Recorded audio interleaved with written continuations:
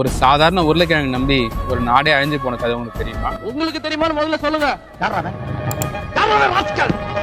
1800களில் அயர்லாண்டோட முக்கியமான உணவே உருளைக்கிழங்கு தான். காலையிலயும் பொட்டேட்டோ, மதியமும் பொட்டேட்டோ, நைட்டும் பொட்டேட்டோ தான். 1845ல ஒரு மர்மமான நோய் எல்லா உருளைக்கிழங்கு செடிகளையும் தாக்க ஆரம்பிச்சது. பச்சை பசேர்னு இருந்த எல்லா பயிரும் மறுநாள் பார்த்தா கருகி போயிடுச்சு.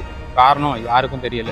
மக்கள் எல்லாரும் பெரிய அதிர்ச்சியில இருந்தாங்க. விவசாயம் இல்லை, சாப்பாடு இல்லை, வாழ்வாதாரம் என்னன்னு அந்த மக்களுக்கு எதுவுமே இல்லாம போச்சு இந்த ஒரு உருளைக்கிழங்கு இல்லாதனால.